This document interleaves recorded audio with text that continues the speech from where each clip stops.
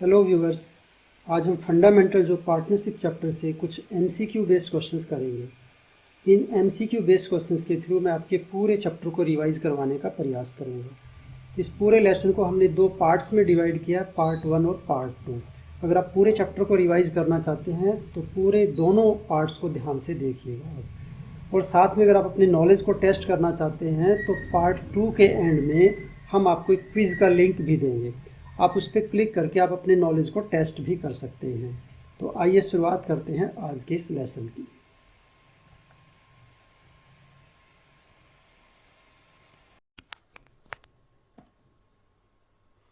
Question number 1, in case the partners capital R fixed in which account will the withdrawal of capital be recorded. तो जब capital account fix होता है और capital withdrew की जाती है तो हम उसे किस अकाउंट में रिकॉर्ड करेंगे। तो देखिए, कैपिटल जब फिक्स होती है तो भी अगर कैपिटल विड्रू की जाती है या और फर्दर कैपिटल इंट्रोड्यूस की जाती है तो उसकी रिकॉर्डिंग आपको कैपिटल अकाउंट में ही करनी है, भले ही कैपिटल अकाउंट फिक्स हो। हाँ, बाकी सभी ट्रांजैक्शंस करंट अकाउंट के थ्रू होंगी। तो विड्रॉल ऑफ कैपिटल को हम कहाँ रिकॉर्ड करेंगे? पार्टनर्स कैपिटल अकाउंट में। तो राइट आंसर हमारा हुआ यहाँ पर B, partners capital account. Next, one of the partners in a partnership firm has withdrawn rupees 9,000 at the end of each quarter. Throughout the year, calculate interest on drawing at the rate of 6% per annum. तो किसी partner ने 9,000 पर quarter drawing किया है, at the end of each quarter बोल रहा है। तो जब ड्रॉइंग क्वार्टरली किया जाएगा तो एक साल में वो 4 बार ड्रॉइंग करेगा। तो टोटल ड्रॉइंग हुआ उसका 9,000 मल्टीप्लाइड बाई 4 यानी 36,000। तो हमें यहाँ 36,000 पर 6% की रेट से एवरेज पीरियड का इंटरेस्ट कंप्यूट करना है। तो एवरेज पीरियड यहाँ हम कैसे कंप्यूट करेंगे? तो एवरेज पीरियड कंप्यूट करने के लिए आपको यहाँ करना है 12 + 3 डिवाइड बाई 2। देखिए, पूरे 12 महीने ड्राइंग किया गया इसलिए आप 12 लेंगे और क्वार्टरली ड्राइंग हुआ है इसलिए आप +3 करेंगे तो डिवाइड बाई 2। इस प्रकार एवरेज टाइम कैलकुलेट होकर आएगा ये 15/2। ये है in the beginning of the quarter के लिए। अब इसी को हम in the middle of every quarter बनाएंगे और फिर इसी को हम at the end of every quarter में कन्वर्ट करेंगे। तो बहुत आसानी से कन्वर्ट हो जाएगा ये। 15 में से जब 3 माइनस करेंगे तो ये आएगा 12/2। तो ये हुआ जब ड्राइंग मिडल में किए जाएंगे उसके लिए एवरेज टाइम। और इसी को अगर जब drawing at the end of every quarter किए जाते हैं उसमें कन्वर्ट करना है तो 12 में से 3 और माइनस कर दीजिए। ठीक है, तो ये आएगा 9/2। हम 3 क्यों माइनस कर रहे हैं? क्योंकि ड्राइंग जो किया जा रहा है वो 3 मंथ्स के गैप पर किया जा रहा है, तो इसलिए आपको 3 माइनस करना होगा। अगर ये 1 मंथ के गैप पर होता तो हम 1 माइनस करते हैं। तो यहाँ पर आए 9/2 यानी 4.5 मंथ। तो हम जो इंटरेस्ट कंप्यूट करेंगे वो 4.5 मंथ का कंप्यूट करेंगे 36,000 पर 6% की रेट से। तो इस तरह से जो इंटरेस्ट हमारा कंप्यूट होकर आएगा वो आएगा 810। तो राइट आंसर यहाँ पर है D, ₹810। Question number 3, pick the odd one out. तो हमें जो इन चारों में से डिफरेंट ऑप्शन है वो हमें आइडेंटिफाई करना है। तो फर्स्ट है interest on partners capital, managers commission, third interest on partners loan, fourth rent to partners.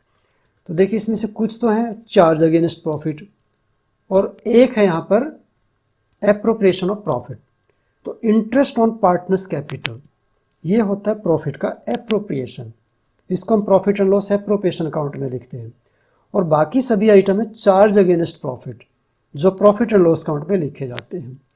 तो ये 3 कॉमन है और एक डिफरेंट है, वो है इंटरेस्ट ऑन कैपिटल, इसलिए राइट आंसर हमारा हुआ A. Question number 4, Mohit and Rohit were partners in a firm with capitals of ₹80,000 ₹40,000 respectively. The firm earned a profit of ₹30,000 during the year. Mohit share in the profit will be.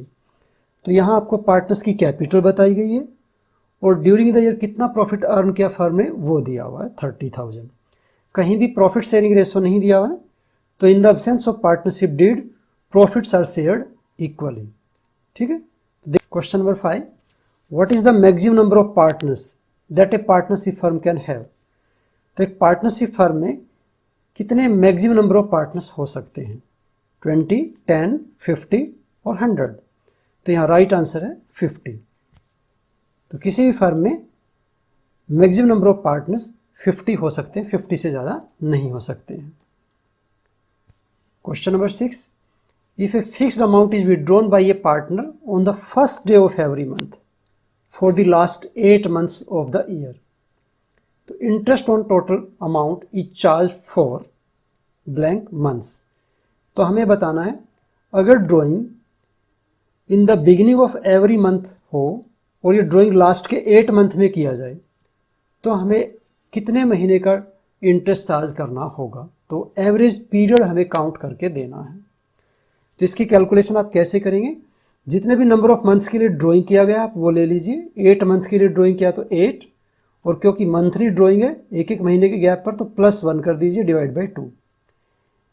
तो इस तरह से आप average time निकालेंगे तो ये average time निकल कर आएगा आपका 9/2 यानी 4.5 month। तो जब drawing in the beginning of every quarter किया जाएगा तो 4.5 month का इंटरेस्ट हम चार्ज करेंगे। यही ड्राइंग अगर in the middle of every month होता तो आप 9 में से 1 कम कर देते, तो 8/2 यानी 4 month का। और यही ड्राइंग अगर at the end of every month होता तो 8 में से आप 1 और कम कर देते, तो 7/2 यानी 3.5 month का इंटरेस्ट आपको चार्ज करना होता। तो इस प्रकार जितने भी नंबर ऑफ मंथ के लिए ड्राइंग किया गया आप वो +1 डिवाइड बाई 2 करते हुए इन the beginning of every month के लिए आप एवरेज टाइम निकाल सकते हैं, फिर उसी को मिडल में और इसी को एंड में कन्वर्ट कर सकते हैं। तो यहाँ राइट आंसर आपका 4.5 month, तो डी हमारा राइट आंसर है। Question number 7, which of the following statement is true. हमें 4 स्टेटमेंट दी हुई है, हमें ये बताना है कि इनमें से कौन सी स्टेटमेंट ट्रू स्टेटमेंट है।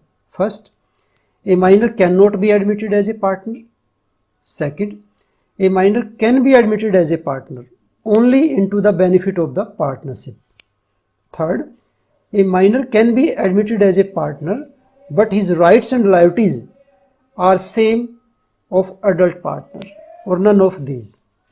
तो इन चारों आंसर में से हमारा जो राइट आंसर है वो डी आंसर है, क्योंकि एक माइनर को आप केवल प्रॉफिट के लिए पार्टनर बना सकते हैं। तो यहाँ ऐसा कोई ऑप्शन नहीं दिया जिसमें माइनर को केवल प्रॉफिट के लिए पार्टनर बनाया गया हो, तो इसलिए राइट आंसर हमारा नन ऑफ दी अबव होगा। Question number 8, in the absence of partnership did the following rules will apply. तो अगर पार्टनरशिप डीड नहीं बना हुआ फर्म का तो इनमें से कौन सा रूल अप्लाई होगा हमें बताना।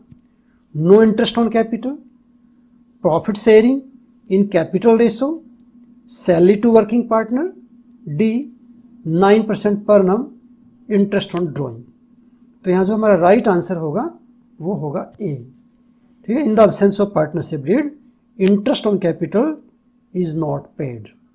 ठीक है, बाकी सभी रॉन्ग आंसर हैं, तो राइट आंसर हुआ A. Question number 9, which one of the following items can not be recorded in the profit and loss appropriation account. तो हमें बताना इनमें से कौन सा item profit and loss appropriation account में रिकॉर्ड नहीं होगा। Interest on capital, interest on drawing, rent paid to partner, partner salary. तो देखिए यहाँ जो 3 आइटम हैं वो हैं एप्रोप्रिएशन ऑफ प्रॉफिट और एक आइटम है चार्ज अगेंस्ट प्रॉफिट। तो वो आइटम है C, rent paid to partner. तो rent paid to partner is treated as a charge against profit and it is shown in profit and loss account, and all the remaining 3 items are shown in profit and loss appropriation account. Question number 10, X, Y and Z are partners in the ratio of 4:3:2. Salary to X rupees 15,000 and to Z rupees 3,000 omitted, and profits distributed. For rectification, now X will be credited. तो हमें बताना है कि x को हम कितने रुपए से क्रेडिट करेंगे अगर हमने प्रॉफिट को सैलरी पे करने से पहले ही डिस्ट्रीब्यूट कर दिया। तो हम सैलरी पे करना भूल गए हैं, तो अगर फर्म पार्टनर्स को सैलरी और पे करेगी तो फर्म को यहाँ पर लॉस हो जाएगा। लॉस कितने रुपए का होगा यहाँ पर 15,000 प्लस 3,000, तो 18,000 का लॉस फर्म को यहाँ हो जाएगा। और दूसरी तरफ पार्टनर्स को सैलरी मिलेगी। तो सैलरी जो मिलेगी वो एक्स को जो मिलेगी वो 15,000 मिलेगी, हम केवल एक्स के लिए वर्किंग कर रहे हैं। तो एक तरफ तो एक्स को 15,000 मिलेंगे सैलरी के रूप में, और दूसरी तरफ इसको 18,000 की लॉस में पार्टिसिपेट करना पड़ेगा। तो ये लॉस जो है उसमें इसका जो शेयर होगा वो होगा 4/9। तो आप यहाँ से 4/9 निकालेंगे तो ये 8,000 आएगा। ठीक है, तो 8,000 तो लॉस में इसको पार्टिसिपेट करना पड़ेगा और 15,000 की इसको सैलरी मिलेगी। तो सैलरी हम पार्टनर्स की कैपिटल में क्रेडिट करते हैं और लॉस हम डेबिट करते हैं। तो क्रेडिट यहाँ पर आपके पास बच गया 7,000 से। तो यहाँ हमें एक्स के कैपिटल अकाउंट को 7,000 से क्रेडिट करना होगा। तो राइट आंसर हमारा हुआ ए।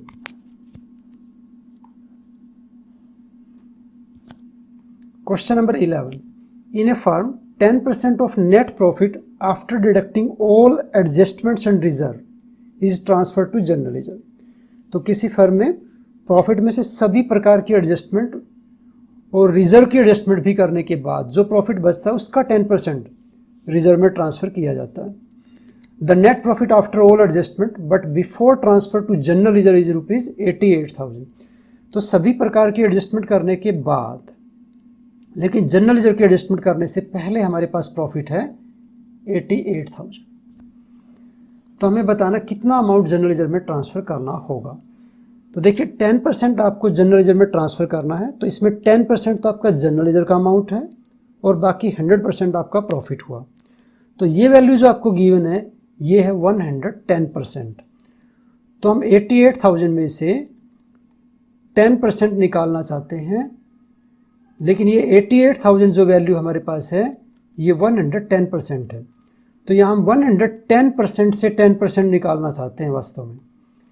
तो कोई वैल्यू जितने परसेंट होती है आप उसको उतने से ही डिवाइड कर दीजिए। तो ये वैल्यू है 110%।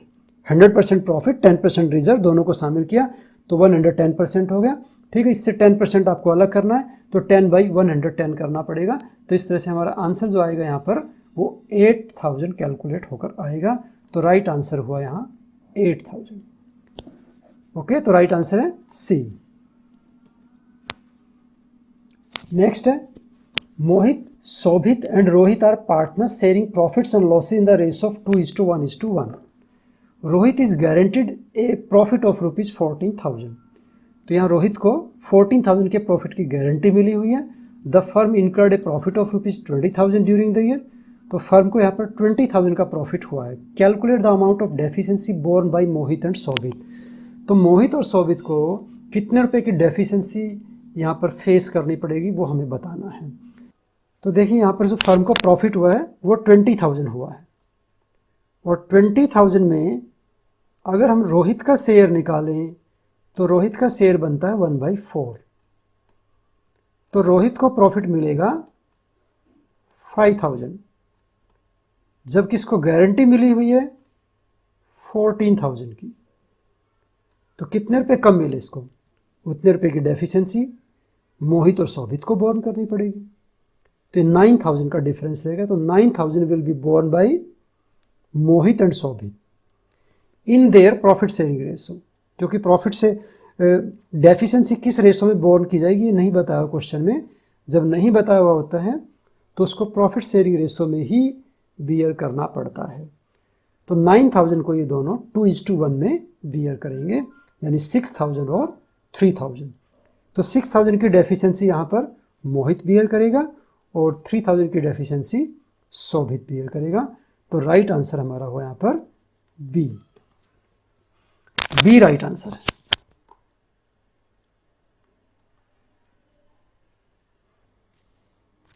Question number 13, Babli, Suman and Bharti are partners sharing profits equally. Babli drew regularly ₹4,000 in the beginning of every month for the 6 months ended 30th September 2020। तो यहाँ पर बबली ने ड्राइंग किया है 4,000 इन the beginning of every month और 6 मंथ के लिए ड्राइंग किया हुआ है। तो यहाँ पर आप जो एवरेज टाइम निकालेंगे, तो अभी आपको एक पिछले क्वेश्चन में बताया गया था कि जितने भी नंबर ऑफ मंथ के लिए ड्राइंग किया जाता है आप वो मंथ उठा लीजिए, यहाँ पर 6 मंथ के लिए ड्राइंग किया है, तो 6 प्लस, अगर 1 मंथ के गैप पर किया गया तो 1, और अगर 3 मंथ्स के गैप पे किया होता तो हम 3 प्लस कर देते। तो यहाँ पर क्योंकि मंथली ड्राइंग है तो आप +1 करेंगे डिवाइड बाई 2, तो ये हमारा एवरेज टाइम कैलकुलेट होकर आएगा 7/2। ये है in the beginning of every month के लिए। अगर यही drawing in the middle of every month होता तो हम 7 में से 1 कम कर देते, तो ये आता 6/2, तो 3 मंथ का हम इंटरेस्ट कंप्यूट करते। और यही ड्राइंग अगर at the end of every month होता तो हम 6 में से और 1 कम कर देते, तो वो आता 5/2। ठीक है, तो यहाँ हम जो इंटरेस्ट कंप्यूट करेंगे वो 7/2 मीन्स 3.5 मंथ का इंटरेस्ट आप कंप्यूट करेंगे। कितने रुपए पर इंटरेस्ट कंप्यूट किया जाएगा? 4000 का ये ड्राइंग कर रहा है, 6 मंथ तक इसने ड्राइंग किया, तो 4000 मल्टीप्लाइड बाई 6, तो 24,000 का इसका टोटल ड्राइंग हो गया। तो 24,000 पर इंटरेस्ट कंप्यूट करेंगे 5% की रेट से और 3.5 मंथ का। तो 3.5 मंथ का इंटरेस्ट आप जब कंप्यूट करेंगे तो 3.5 डिवाइड बाई 12 आ जाएगा। तो इस तरह से कैलकुलेशन करने के बाद जो आपका अमाउंट आएगा वो होगा 350। तो राइट आंसर आपका यहाँ पर हुआ 350। Question number 14, on 1st January 2021 a partner advanced a loan of ₹1 lakh to the firm. In the absence of agreement, interest on loan on 31st March 2021 will be. तो किसी पार्टनर ने 1st January 2021 को firm को loan दिया 1 लाख का, तो हमें 1 लाख पर इंटरेस्ट कंप्यूट करना है 1st जनवरी से। तो जनवरी, फेब और मार्च 3 महीने का आपको इंटरेस्ट कंप्यूट करना होगा। ठीक है, और इंटरेस्ट की रेट क्वेश्चन में गिवन नहीं है, तो आप 6 मंथ की रेट से इंटरेस्ट कंप्यूट करेंगे, क्योंकि in the absence of partnership deed interest on loan is paid at the rate of 6% per annum। ठीक है, तो आप 6% की रेट से 1 लाख पर इंटरेस्ट कंप्यूट कर दीजिए 3 मंथ का, तो ये आपका आंसर होगा 1500।